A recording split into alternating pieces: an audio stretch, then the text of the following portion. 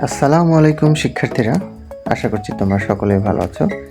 আজকে তোমাদের স্বাগত জানাচ্ছি এসএসসি পর্যায়ে কাজ ক্ষমতা শক্তি অধ্যায়ে।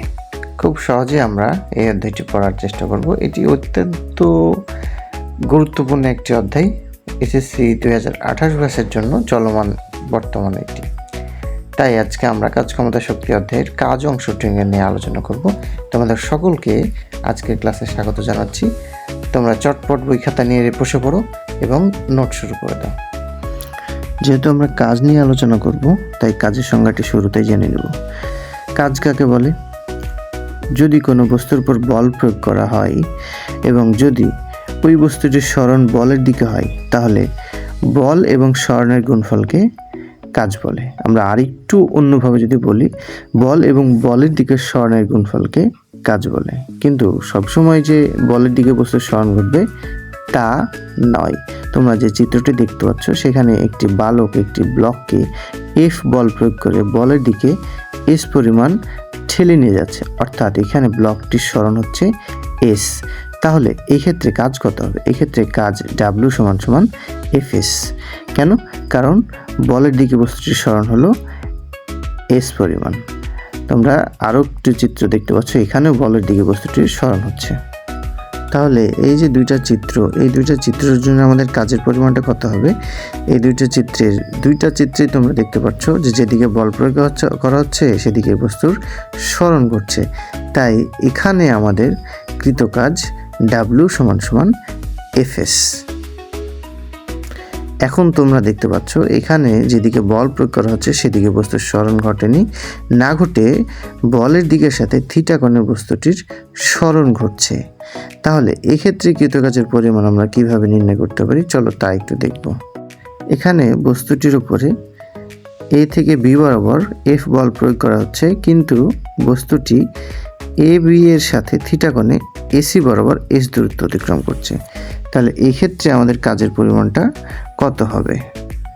এখানে আমাদের প্রযুক্ত বলের মান এফ এবং এই এফ যেদিকে কাজ করছে, অর্থাৎ এ থেকে বি বরাবর সরণ হচ্ছে এক্স।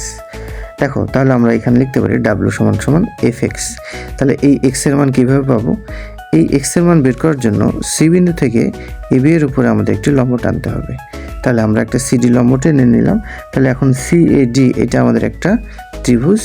এই ত্রিভুজের ক্ষেত্রে আমরা দেখতে পাচ্ছি cos থিটা সমান সমান এক্স ডিভাইডেড বাই এস। তাহলে আমরা এখানে এক্স সমান সমান লিখতে পারবো কত? S cos theta. এখন আমরা এই এক্সের পরিবর্তে মান বসিয়ে দেবো এস cos থিটা। তাহলে পেয়ে যাচ্ছি ডাব্লিউ সমান সমান এফ এস cos থিটা। অর্থাৎ যদি আমরা একটি বস্তুকে বল প্রয়োগ করার ফলে সেটা বলের দিকের সাথে থিটা কোণের সরণ ঘটে, তাহলে আমরা সূত্র কোণটি ব্যবহার করব, ডাব্লিউ সমান সমান এফ এস cos থিটা। এখন আমরা শিখব কাজের প্রকারভেদ। দেখো, বল যেদিকে প্রয়োগ করা হচ্ছে যদি সেদিকে বস্তুর সরণ ঘটে, তাহলে সেটাকে বলতে পারি আমরা ধনাত্মক কাজ। ধনাত্মক কাজের ক্ষেত্রে যেহেতু থিটার মান 0 ডিগ্রি, তাই এখানে cos থিটা হবে 1। দেখো, এই যে তোমরা দেখতে পাচ্ছ থিটা সমান সমান 0 ডিগ্রি এবং cos 0 এর মান হচ্ছে 1। তাহলে আমরা লিখতে পারছি ডাব্লিউ সমান সমান এফ এস। তাহলে এটাকে বলতে পারছি আমরা বল দ্বারা কাজ বা ধনাত্মক কাজ। এবার তোমরা দেখতে পাচ্ছ যেদিকে বল প্রয়োগ করছি সেদিকে বস্তুর সরণ না হয়ে বিপরীত দিকে সরণ করছে। তাহলে এই ধরনের কাজকে আমরা বলতে পারবো ঋণাত্মক কাজ কিংবা বলের বিরুদ্ধে কাজ। এক্ষেত্রে থিটা সমান সমান 180 ডিগ্রি এবং cos থিটার মান হচ্ছে -1, যার কারণে কাজের মানটা এখানে ঋণাত্মক আসে। এখন তোমরা যে চিত্রটি দেখতে পাচ্ছ, এখানে যেদিকে বল প্রয়োগ করা হচ্ছে ঠিক তার দিকের সাথে 90 ডিগ্রি কোণ করে বস্তুটির সরণ ঘটছে। তাহলে আমাদের যে সূত্রটি আছে ডাব্লিউ সমান সমান এফ এক্স cos থিটা, আমরা যদি এখানে cos 90 ডিগ্রি বসাই দিই, তাহলে আমাদের পুরো মান চলে আসছে কত? 0 ডিগ্রি, কারণ cos 90 এর মান হচ্ছে 0 ডিগ্রি। তাহলে আমরা এক্ষেত্রে দেখতে পাচ্ছি যদি লম্বভাবে বস্তুর সরণ ঘটে, অর্থাৎ থিটা সমান সমান যদি 90 ডিগ্রি হয়, তাহলে কাজের পরিমাণ হবে কত? 0। পদার্থবিজ্ঞানের ভাষায় এটি মূলত কোনো কাজ না। দেখো, আজকের আলোচনা যদি তোমরা বুঝে থাকো তাহলে এই অঙ্কগুলা সমাধান করতে পারবে। তোমরা ভিডিওটি পজ করে অঙ্কগুলা করে ফেলো, তারপর আমার সাথে মিলিয়ে নাও। আশা করছি তোমরা সবাই অঙ্কগুলো খুব সহজে সমাধান করতে পারবে। আর যদি না পারো কোনো সমস্যা নেই, তোমরা ভিডিওতে পেয়ে যাবা, কাজেই তোমরা সেখান থেকেও নোট করে নিতে পারো। আজকের মতো এই পর্যন্তই। সবাই ভালো থাকবা এবং আমার চ্যানেলটি অবশ্যই সাবস্ক্রাইব করে দেবা, সেই সাথে বন্ধুদের সাথে শেয়ার করে দেবা। সবাই ভালো থাকো।